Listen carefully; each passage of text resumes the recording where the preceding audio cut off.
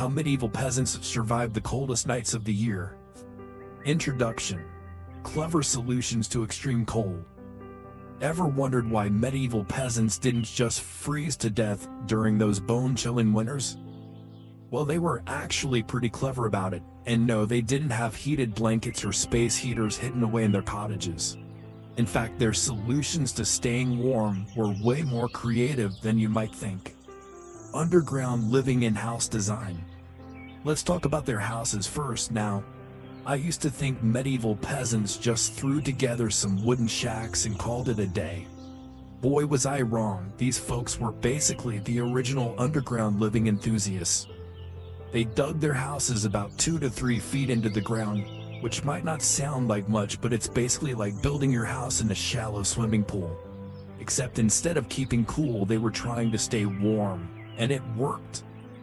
Recent archaeological studies showed these partially sunken houses stayed about 10 degrees warmer than surface dwellings during winter months. You know how your parents always yell at you for leaving the front door open because they're not trying to heat the whole neighborhood?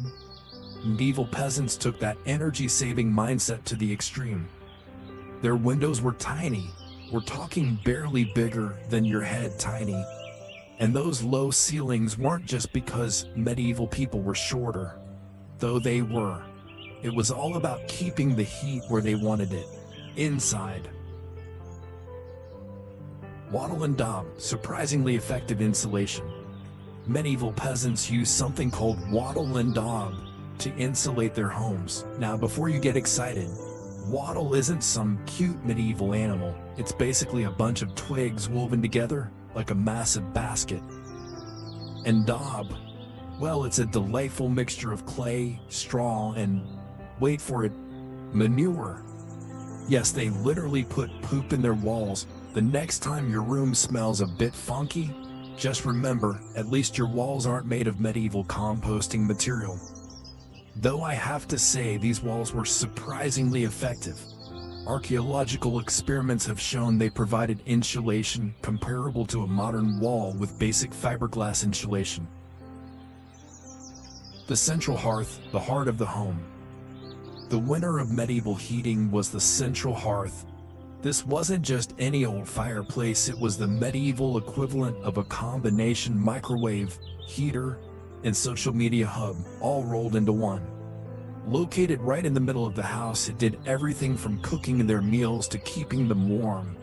And it was where all the hot gossip about whose ox ran away with whose cow was shared. Recent archaeological digs have uncovered some fascinating stats about these hearths. In a typical peasant house from around 1300, the central hearth could maintain temperatures between 50 to 60 degrees, even when it was freezing outside. That might sound chilly to us modern folks who cry when the thermostat drops below 72 degrees, but for medieval peasants, it was practically tropical.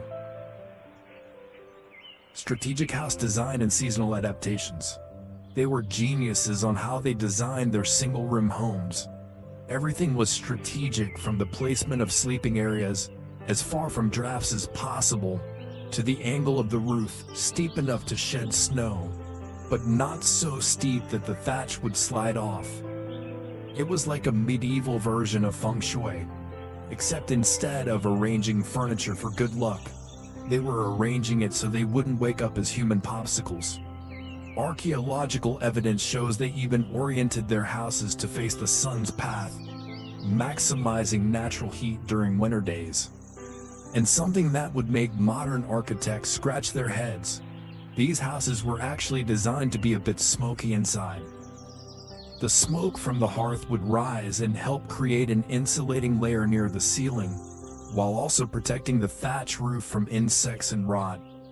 Studies of preserved medieval roofs show that this smoky environment actually doubled the lifespan of thatched roofs. Some clever archaeologists recently found evidence that peasants would actually modify their homes seasonally.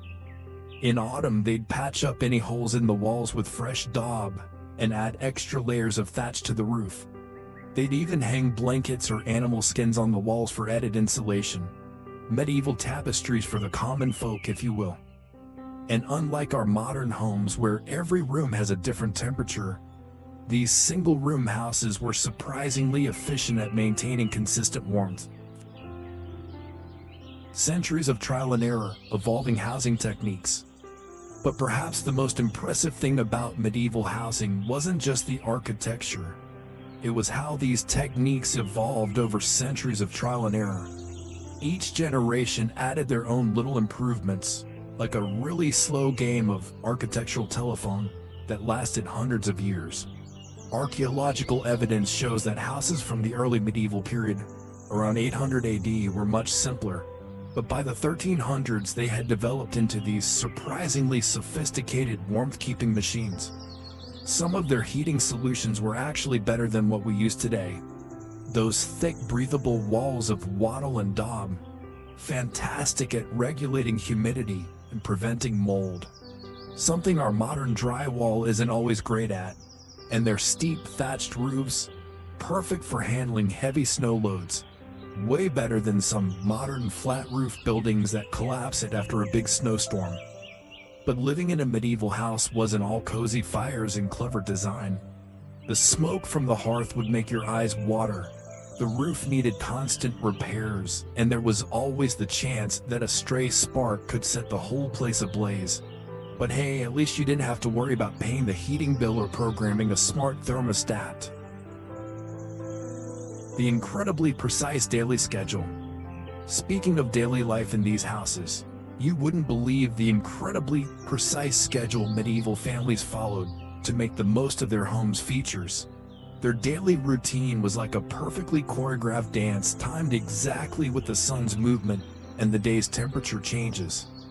You'd think medieval peasants just woke up whenever they felt like it and went about their day randomly, right? Wrong. Their schedule was so precise it makes my attempts at time management look like a toddler trying to organize a birthday party.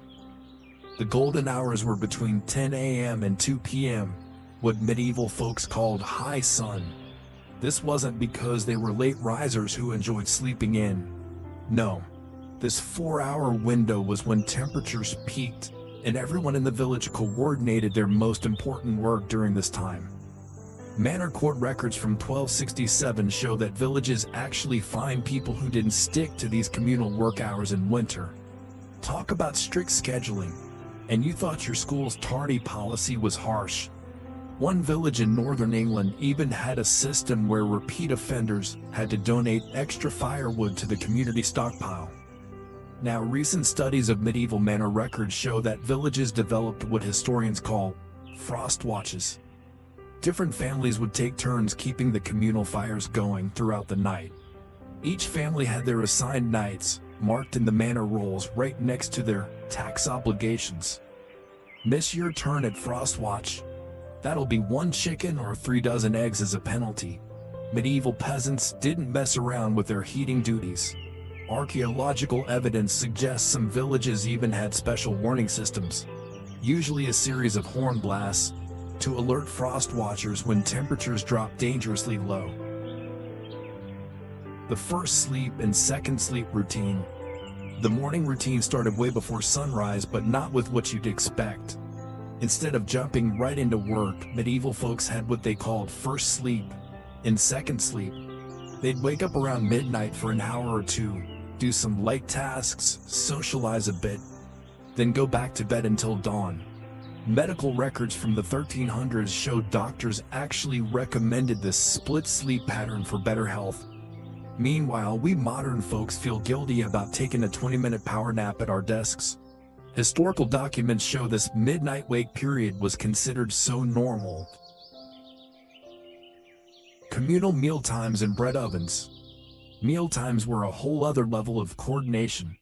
The entire village would eat their main meal together around 1 a.m., when the communal bread ovens were at their hottest. Archaeological evidence from village sites shows these ovens were massive. Some could bake up to 100 loaves at once. One baker's log from 1298 recorded that a village of 80 people could heat their homes by about 3° Celsius just from the bread ovens alone. Talk about killing 2 birds with 1 stone. Or should I say, feeding 2 needs with 1 heat. The timing was so crucial that villages actually had bread bells. that would rain when the ovens reached optimal temperature. Afternoon indoor work and twilight councils. The afternoon had its own clever timing tricks. Between 2 p.m. and sunset, work moved indoors. This wasn't because medieval peasants were lazy, it was a pure survival strategy. Court records show villages actually had official cold watchers who would monitor temperatures using primitive but effective methods like watching how quickly water froze in clay pots. When these watchers gave the signal, everyone knew it was time to head inside where the day's stored heat could be put to good use. Some villages even developed a point system. You'd lose points for being caught working outside after the cold warning, and too many lost points meant extra community service duties. You know those people who always complain about meetings that could have been emails? Medieval peasants would laugh at our inefficiency. They had something called twilight councils. Community meetings held in the largest house in the village, right as the sun was setting. This wasn't just about saving daylight. The body heat from dozens of people gathered together could raise the temperature of a large room by up to 5 degrees Celsius. Now that's what I call a productive meeting. Historical records show these meetings were so effective at heating that some villages actually scheduled their most important discussions for the coldest days. Coordinated bedtimes and fire-checking duties. They even coordinated their bedtimes. Not because they had strict parents, but because the last family to bank their fire for the night was responsible for checking all the other houses' fires were safely banked too. Manor records show this job rotated weekly, and getting caught sleeping on the job, literally, meant you had to donate a portion of your fuel supply to the community stockpile. One particular record from 1289 mentions a man who fell asleep during his fire-checking duties and had to give up half his winter firewood as punishment. Sophisticated food preservation techniques. These medieval communities had some pretty incredible methods for preserving their food through the winter months. Their storage techniques were just as sophisticated as their timing strategies, and some of them might surprise you. Medieval peasants would have crushed it on those survival TV shows. Their food preservation techniques were so smart that modern scientists are actually studying them. Just don't tell Gordon Ramsay about some of their methods. He might have a meltdown. Though honestly, their preservation skills might even impress him once he got past all the dirt. Let's start underground. Medieval peasants had these brilliant storage pits that kept temperatures steady at around 41 year-round. Recent archaeological digs found thousands of these pits across England. They were basically the medieval equivalent of your refrigerator's crisper drawer, except they actually worked. One village in Yorkshire had over 200 storage pits for just 50 families. That's 4 personal underground fridges per household. And here we are, fighting over fridge space with our roommates. Archaeological analysis shows these pits were so well designed that they'd maintain more stable temperatures than some modern root cellars. Vegetable thermometers and layered hay insulation. They turned their vegetables into natural thermometers. Root vegetables like carrots and turnips were placed in specific spots within these pits. If the carrots started showing signs of frost damage, they knew they needed to add more insulation. If they started sprouting, they needed better ventilation. A medieval manuscript from 1283 actually lists different vegetables in order of their cold sensitivity. It's like a primitive temperature monitoring system, but with turnips instead of technology. Recent studies of these manuscripts reveal they had identified over 20 different vegetable varieties with varying cold tolerances. Now about that hay everyone keeps talking about. Medieval peasants didn't just use it for their animals, they wrapped their houses in it like a giant winter coat. But the genius move is that they stored this insulating hay in layers around their food storage areas. Archaeological evidence from a 13th century village shows they created what scientists now call thermal gradient zones. Each layer of hay reduced the temperature fluctuation by about 2 degrees. 3 layers of hay meant your food storage stayed 6 degrees more stable. Not bad for people who never took a physics class. Modern experiments recreating these methods have shown they're nearly as effective as some modern insulation materials. The snow trick and underground storage systems. The snow trick is where things get really interesting. They'd pack snow against their food storage areas in carefully calculated layers. Studies of preserved medieval storage structures show they could maintain temperatures of 35 to 38 degrees for weeks after the snow melted by using this method. One particularly well-preserved site in northern England showed evidence of snow pits that could keep food cold until May. That's some serious medieval air conditioning.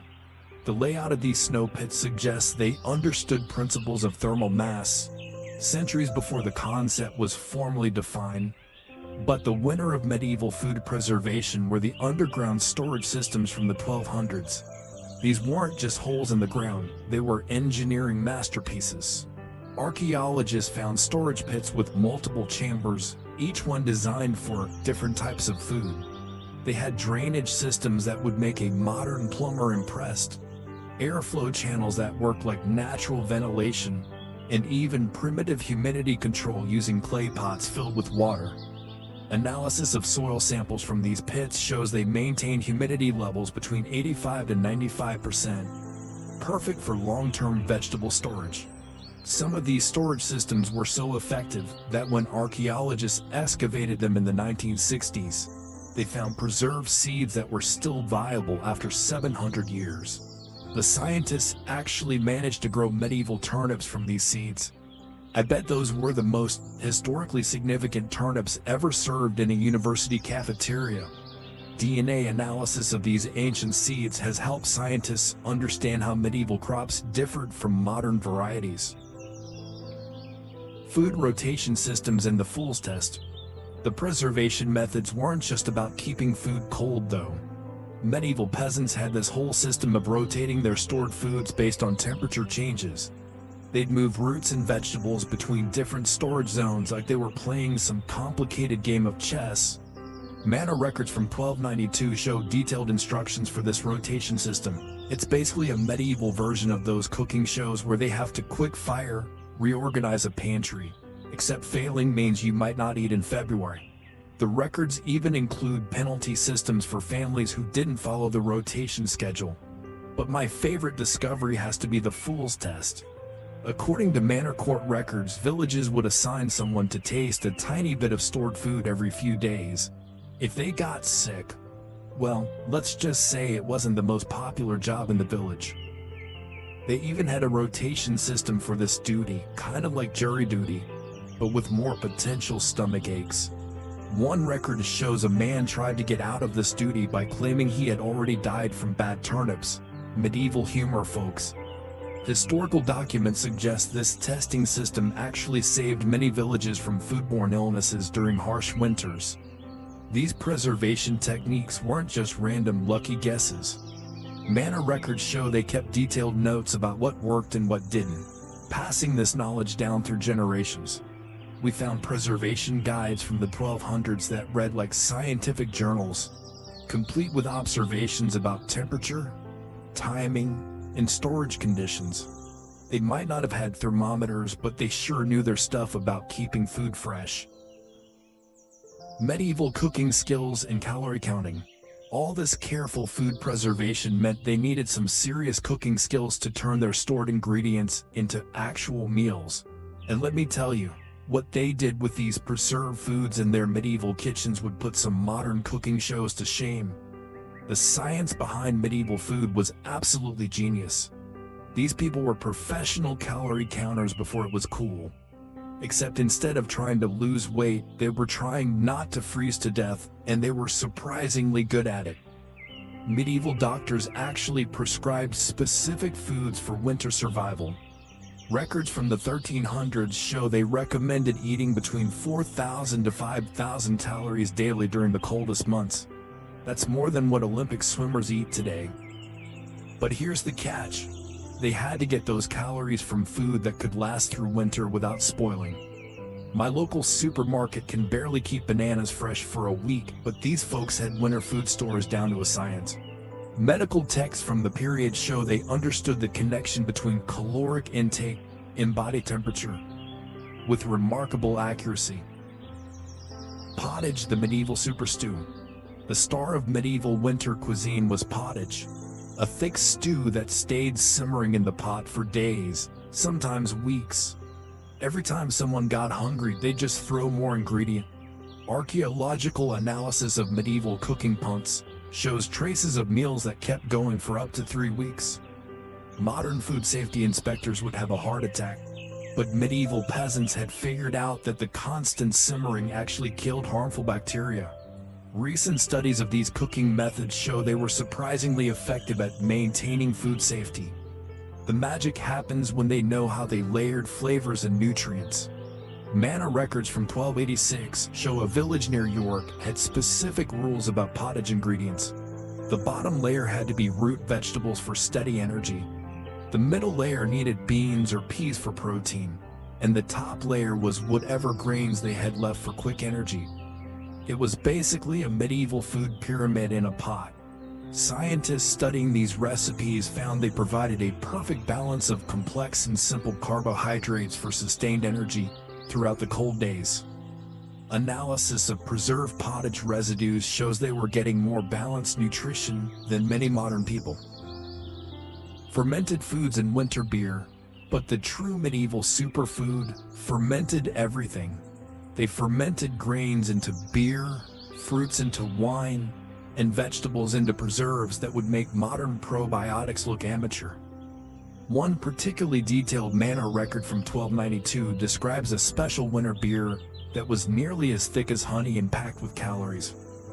Modern recreations of this recipe show to contain about 400 calories per pint. That's like drinking a cheeseburger.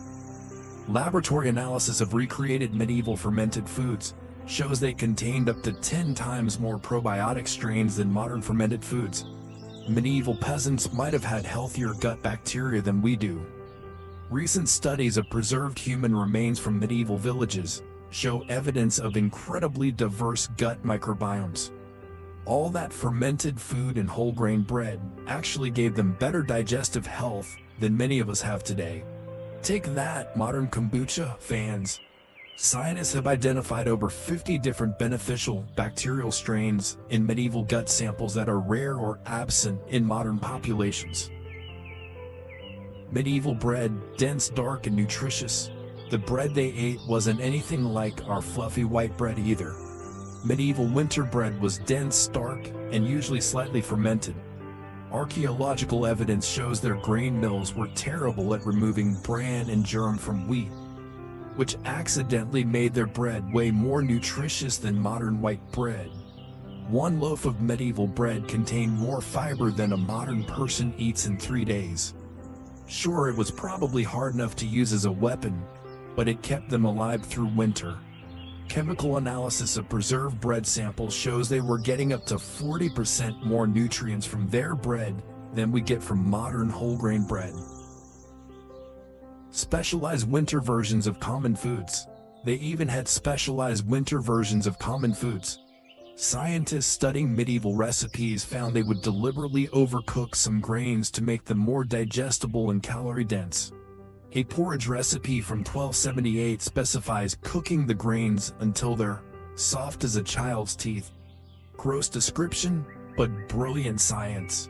The longer cooking time broke down the complex starches, making the calories more readily available for keeping warm.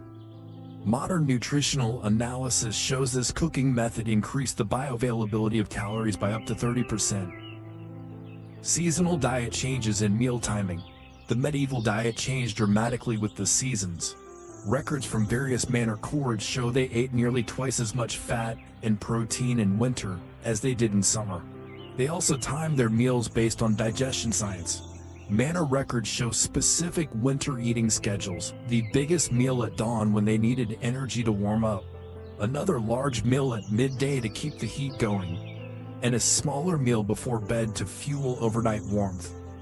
They understood food-generated body heat better than some modern nutritionists. Studies of medieval meal timing show it was nearly perfectly aligned with our modern understanding of chronobiology and metabolic efficiency. Shared sleeping arrangements, the science of spooning. With all this focus on high-calorie foods and staying warm, You might wonder how medieval peasants managed to get any rest in their crowded houses. Well, their sleeping arrangements were just as scientifically thought out as their diet. Modern parents freak out when kids crawl into their bed, but medieval families took shared sleeping to a whole new level. Archaeological evidence from the 1250s shows entire families, we're talking up to 6 people, sharing what was basically a wooden platform with some straw on it, and you thought your twin-size college dorm bed was cramped. Recent analysis of medieval household records suggests these tight sleeping quarters might have actually helped medieval families survive temperatures that would have killed people sleeping separately. In fact, studies show that combined body heat in these shared beds could raise the local temperature by up to 8 degrees. They didn't sleep flat on their backs like we do today. Archaeological research of medieval bed platforms shows they slept semi-reclined, almost like they were in a comfy chair. Scientists studying this position found it was actually brilliant for heat conservation. It reduced the surface area exposed to cold air by about 30% compared to lying flat. Plus, it made it easier to pack more people into the sleeping space. Medieval problems required medieval solutions. Studies of preserved bed platforms show wear patterns consistent with the semi-reclined position, suggesting it was the standard sleeping posture for centuries. Modern sleep researchers have even found this position might have helped prevent some respiratory problems common in cold weather. Sleep inspectors and fines for inefficient sleeping. Recent studies of manor court records revealed something fascinating about these sleeping arrangements. Villages actually had official sleep inspectors who would check that families were using their bed space efficiently during the coldest months. One record from 1289 shows a family getting fined for spreading out too much in their bed platform. Apparently, gaps between sleepers were considered a waste of precious warmth. Talk about strict bedroom rules. The fines could be pretty steep too. One family had to give up a whole week's worth of firewood as punishment for inefficient sleeping arrangements. These sleep inspectors even carried measuring rods to ensure proper spacing between sleepers. The engineering marvels of medieval bed platforms. The bed platforms themselves were engineering marvels disguised as simple furniture. Archaeologists studying preserved medieval beds found they were built with multiple layers of insulation. The bottom layer was usually packed straw, changed seasonally, followed by a layer of wool when they could afford it, and topped with whatever fabrics the family owned. But what's clever is that they angled these platforms at precisely 15 degrees. Modern thermal analysis shows this angle created perfect air circulation while minimizing heat loss. These people were basically sleep scientists. Recent reconstructions of these beds have shown they maintain temperatures up to 12 degrees warmer than flat sleeping surfaces. The layered construction also helped prevent drafts, with each layer reducing air movement by approximately 40%. Spooning and rotating sleep positions. Getting the bedding arrangement wrong could be a serious problem. Manor records from 1250 to 1350 show multiple cases of families being relocated to the communal hall during extreme cold snaps because they failed to maintain proper sleeping conditions. One particularly dramatic account from 1298 describes a village elder demonstrating proper sleep positioning by arranging the entire family like spoons in a drawer. Medieval people invented spooning. Who knew?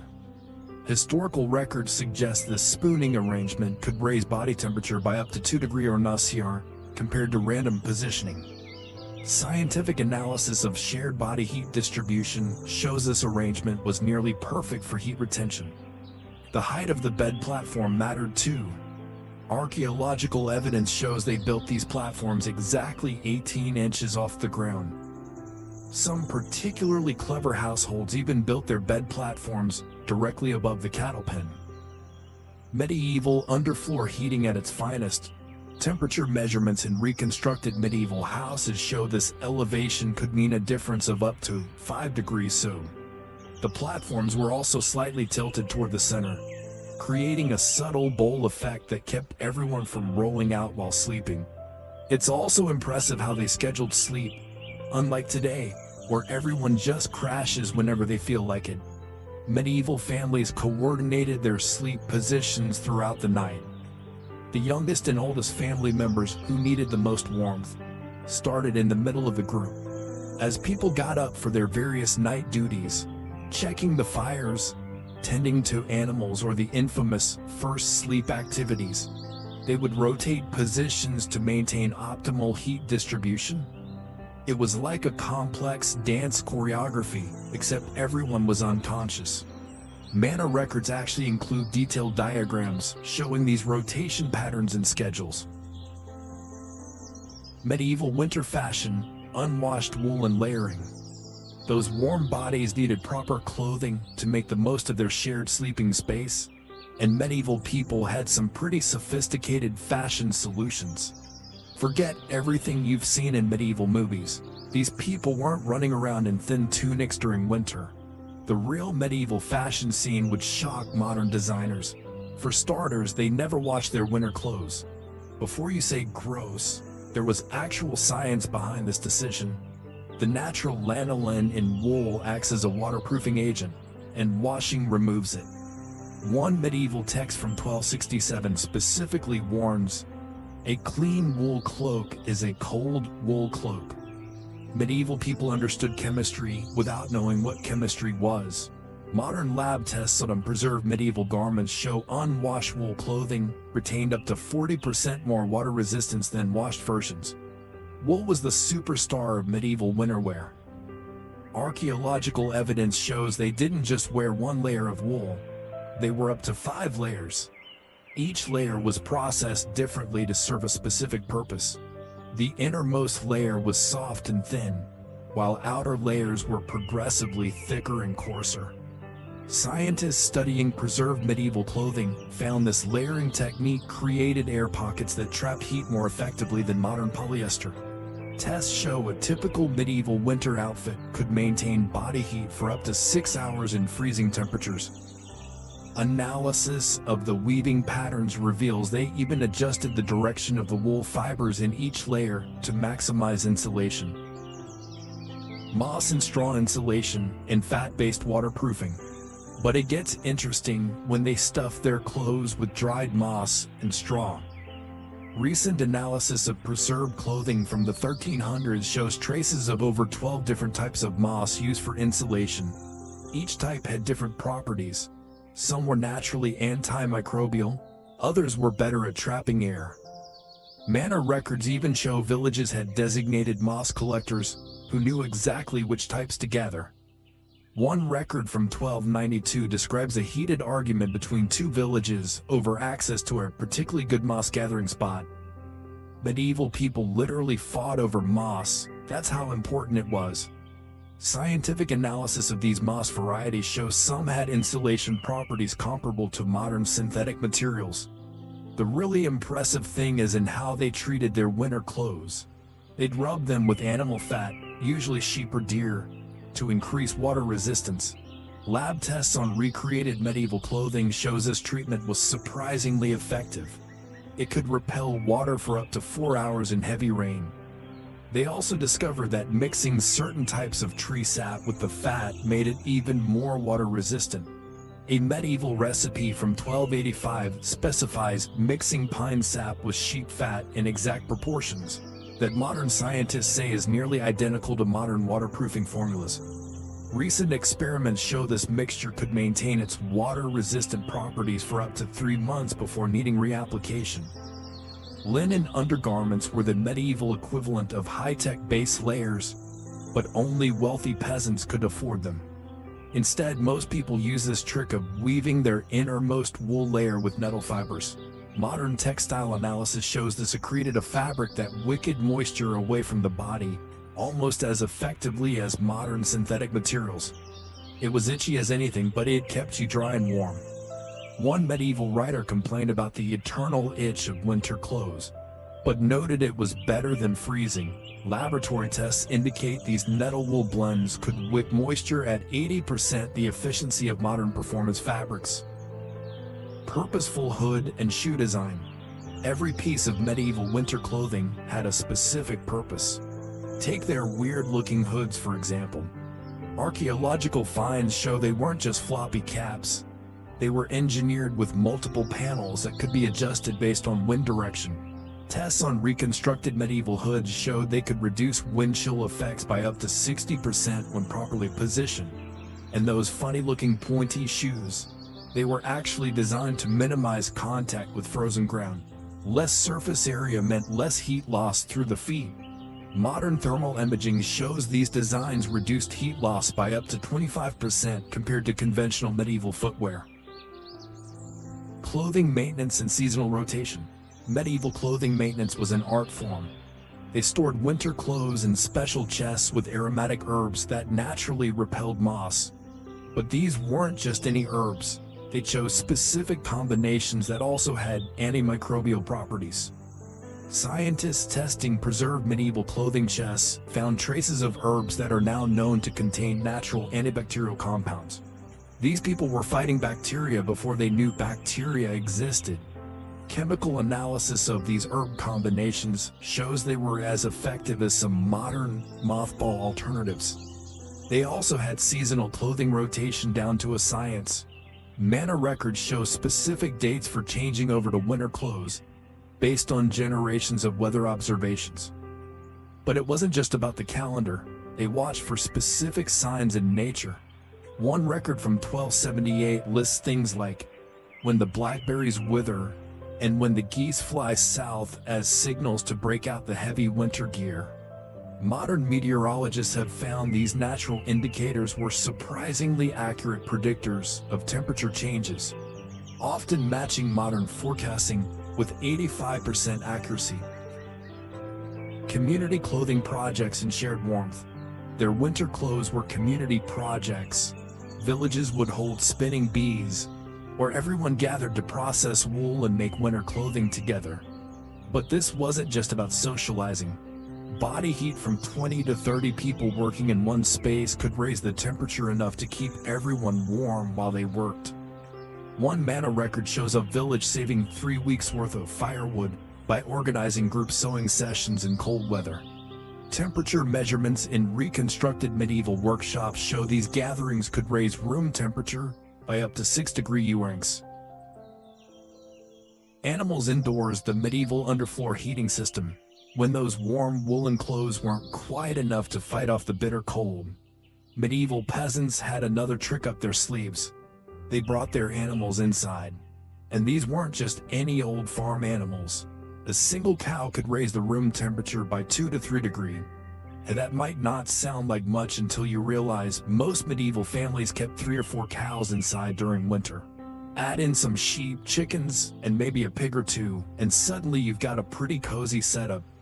Researchers studying medieval housing layouts found that strategic animal placement could create temperature increases of up to 10 degrees.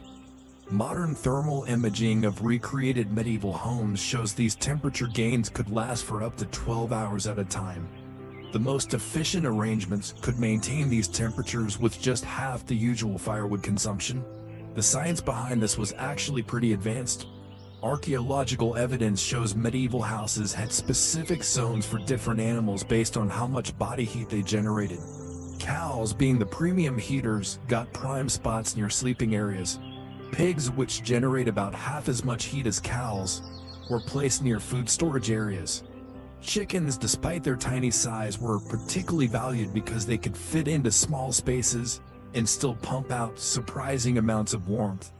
One medieval record from 1288 actually ranks animals by their heating value. A cow was worth 4 sheep or 16 chickens in terms of warmth generation. Recent scientific analysis confirms these medieval heat calculations were remarkably accurate, with modern thermodynamic studies showing only a 5% variance from their estimations. The primitive greenhouse effect and humidity control. But it wasn't just about the heat these animals created. What scientists now call a primitive greenhouse effect. Their breath and body heat would create warm, humid air that helped prevent the bitter cold from seeping in.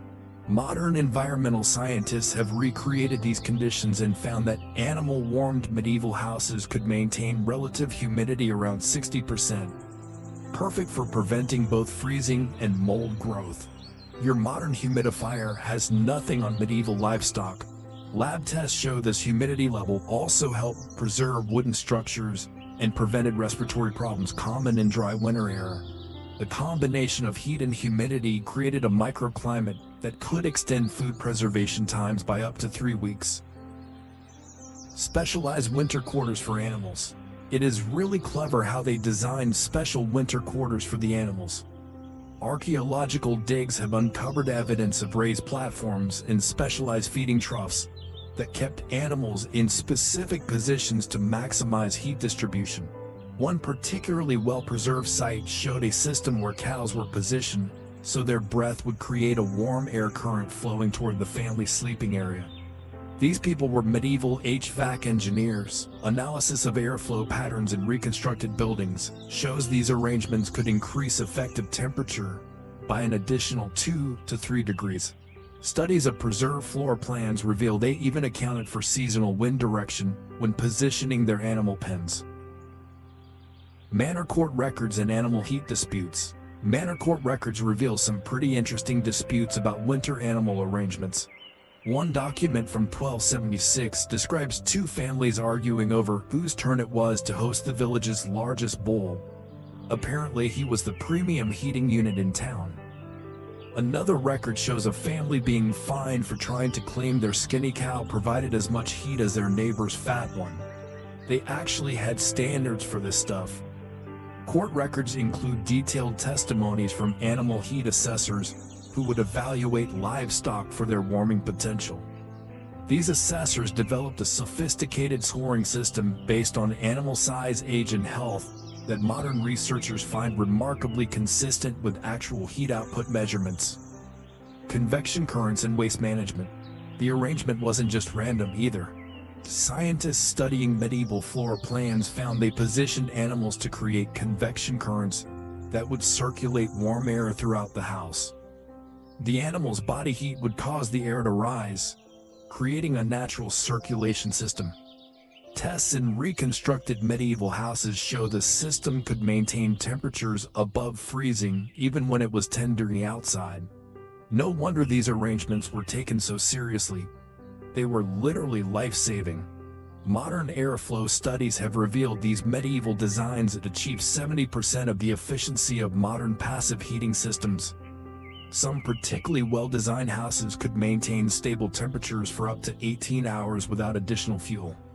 But keeping animals inside came with its own challenges. Medieval people developed sophisticated waste management systems that would impress modern farmers. They used layers of straw and ash to create composting floors that absorbed animal waste while generating additional heat through decomposition. Recent analysis of preserved medieval floor layers shows the system could add another 1 to 2 degrees of warmth to the house. Talk about making the best of a smelly situation. Chemical analysis of these floor layers reveals they also produced natural antiseptic compounds that helped prevent disease. The layered composting system created a self-sustaining cycle that provided both heat and fertilizer for spring planting. Feeding systems and animal-to-human heat ratios. The animals also needed to be fed and watered without letting all the warm air escape. Archaeological evidence shows they developed clever feeding systems using chutes and hatches that minimized how often doors needed to be open. One particularly innovative design from a 1290s house shows a rotating feed box that could be loaded from outside and turned inward. Medieval people invented the pet door. Testing of reconstructed feeding systems shows they reduced warm air loss during feeding by up to 50%. They also understood the delicate balance between animal heat and human comfort. Manor records show they carefully calculated how many animals could be kept indoors without making the house too smelly or unhealthy for humans. They knew too much of a good thing could be bad. Scientists have even analyzed medieval manure composition and found they strategically adjusted animal diets to minimize ammonia production and maintain breathable air quality.